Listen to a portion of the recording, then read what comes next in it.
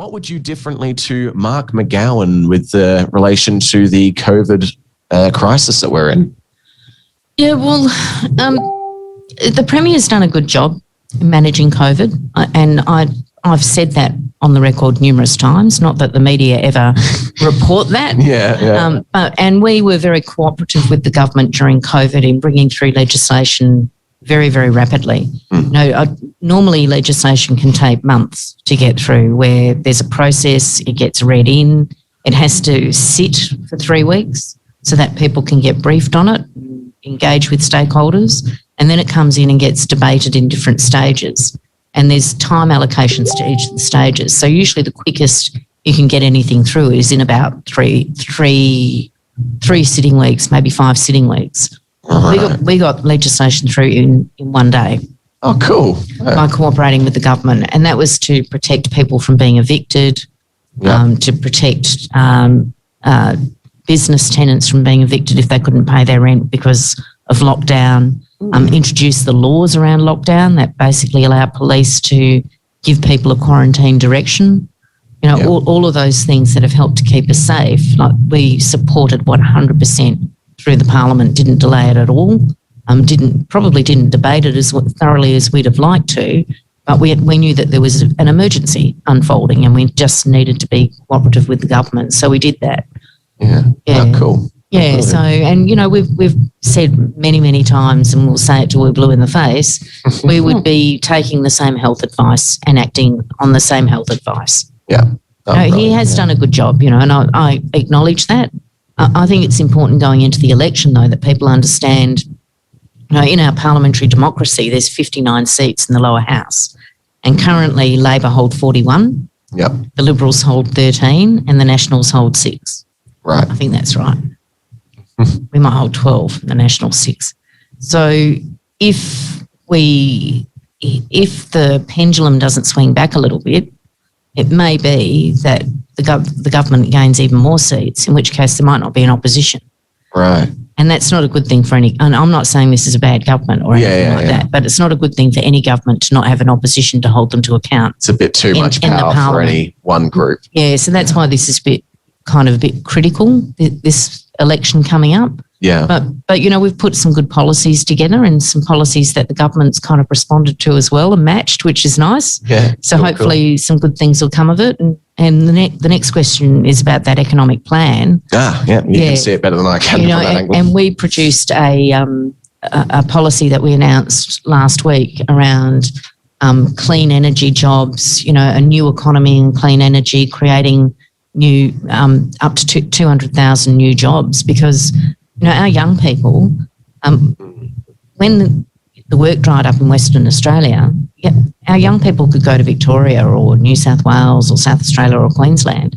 Those opportunities are pretty thin on the ground now because all of the border situation. You couldn't get, a lot of the accountants and stockbrokers and lawyers, if they couldn't get work in Perth, they'd fly to Hong Kong or they'd go to Singapore or they'd go to London or wherever it might be. There's no flights and those opportunities aren't there now. Yeah. So it's more important than ever that we are creating jobs for our kids for the future, because we need our kids to have career paths that are going to be available in Western Australia, because those travel opportunities I don't think are going to be there this side of 6 years.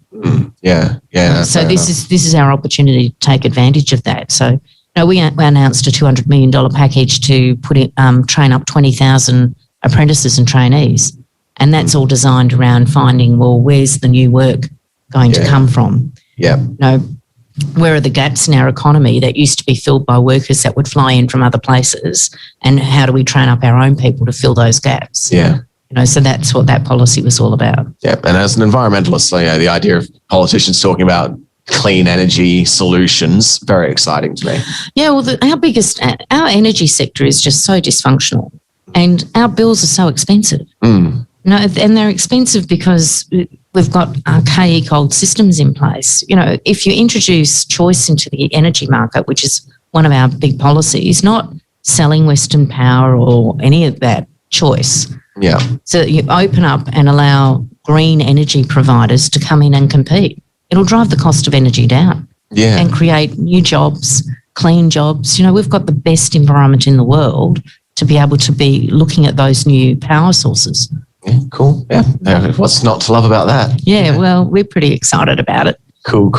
We've reached the end of we've got some state election related questions.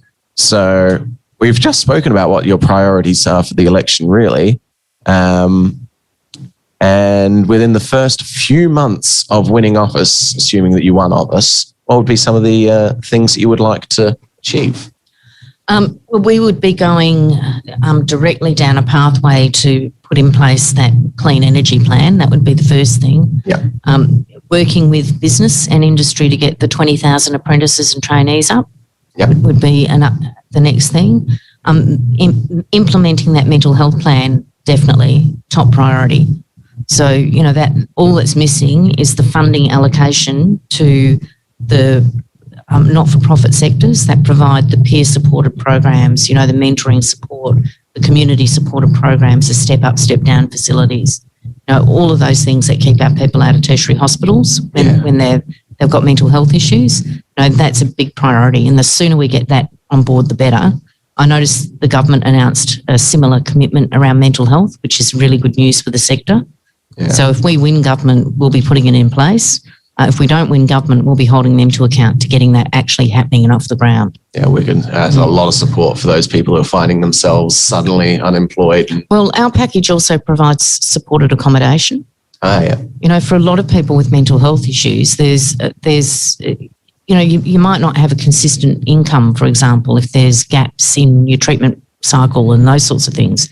One of the biggest problems is supported accommodation because for some of the people I've dealt with and the families I've spoken to, they have grown up adult children, I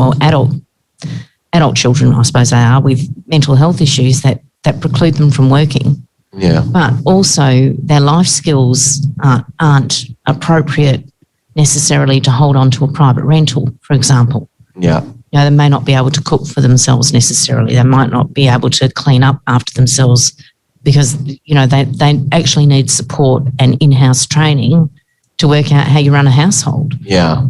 If you come from a dysfunctional family where you've never seen your house cleaned every week, you've never seen mum or dad go grocery shopping and bring the fresh veggies home, you're not going to know how to do that.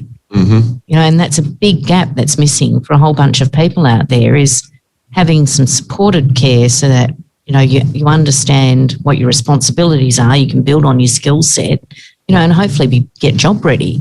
Yeah. But if you don't have the supported accommodation side of it right, it's really, really difficult. And all of that falls onto families and no adult wants to be living with their parents. At some point, everybody wants to fly the coop, and it's not good for families to have adults and adult children in the same unit. But if you have no choice, the protection of your child, you've just got to try and make a meal of it.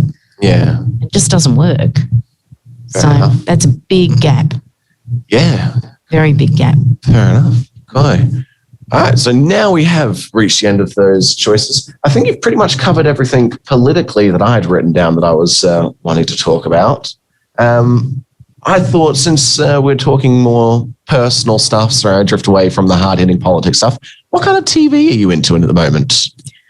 Do you know something? I am completely uninspired by TV. Yeah, fair enough. We watch a lot of cooking/travel shows. Yeah, cool. So, I would love to be travelling, but that probably won't happen now until I'm very grey-haired. In fact, I may be grey-haired at the moment. I'm not quite sure. Your hair's looking lovely. but talking about grey hair. Look at this. Yeah, that's fine. We watch a lot of. I like to watch cooking shows. I like to watch cooking/travel segments. Where you've got experimenting with different cuisines, and I like. Yeah. And my show's a travel show, so you can tune in on Mondays, 12 till 3. Yeah, I hate reality TV. Yeah, I just hate it. I think it's a terrible thing for our society because it dehumanises people, brings out the worst in people, and it's just another form of bullying, in my view. I hate it. Yeah, fair enough. So I never watch that. It's banned from my house and always has been and always will be. Cool.